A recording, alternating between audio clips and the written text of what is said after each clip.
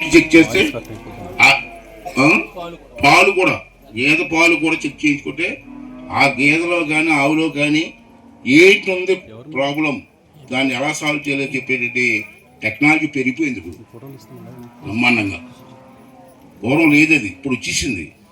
అందుకని నేను ఏం చేశానంటే రమణ గారిని వాళ్ళు పిలిపించి, డిపార్ట్మెంట్ వాళ్ళు పిలిపించి జడి గారిని వాళ్ళని, ఇలా కాదయ్యా జబ్బు చేస్తే హాస్పిటల్ రమ్మంటే దూరం రారు వీళ్ళు అంచేత ఒక్కొక్క మండలంలో క్యాంప్ పెడదాం కదా, రైతులందరూ వస్తారు, కొంతమందికి అవగాహన వస్తుంది అని చెప్పి మొన్న గుమ్మడిగొండలో పెట్టాం.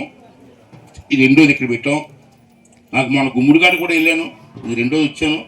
కానీ గుమ్మడిగొండ మీద ఇక్కడే బ్రహ్మాండంగా జరిగింది. అంటే ఆ ఇంట్రెస్ట్ కనపడేది మొఖాలలో.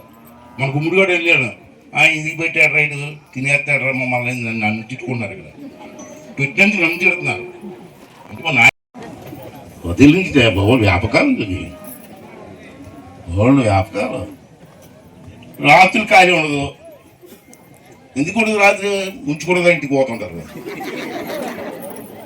ఇంకెప్పుడు గీతలు చూస్తారు వీళ్ళు, ఎప్పుడు గీతలు చూస్తారు వీళ్ళు.